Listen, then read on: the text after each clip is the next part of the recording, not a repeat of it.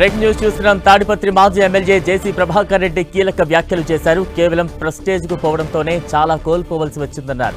5 ఏళ్లుగా జరిగిన పరిణామాలు 6 నెలలుగా ఎదుర్కొంటున్న సమస్యలను తనను ఎంతగానో బాధించాయని ఆవేదన వ్యక్తం చేశారు. తాజాగా ఫ్లై యాష్ విషయంలో అల్ట్రాటెక్ సిమెంట్ కంపెనీకి క్షమాపణలు చెప్పారు. సిమెంట్ ఫ్యాక్టరీ మీద ఆధారపడి 30,000 మంది ఉన్నారని, వారి కోసం తన తాపత్రయమన్నారు.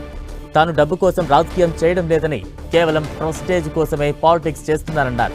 తనకు చీము నెత్తురు ఉందన్న జేసీ ప్రభాకర్ రెడ్డి తాను ఎవరికీ తల వంచనని స్పష్టం చేశారు. ఈరోజు నేను బాధగా మాట్లాడాలని వచ్చిన నా మనవాళ్ళు మనవరాళ్ళు 7 రోజు లేరు, నా కూతుళ్ళు 7 రోజు లేరు.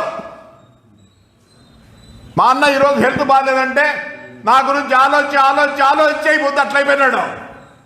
మాట్లాడతారా? కార్డేస్ కోసం, ఆ డబ్బుల కోసం. వాళ్ళకే కాదు, మాకు కూడా ఉంటాయి ప్రెస్టేజ్లో. మేము చీము రక్తం ఉండే నా కొడుకులమే, మాకు ఎక్కువ ఉంది చీము రక్తం.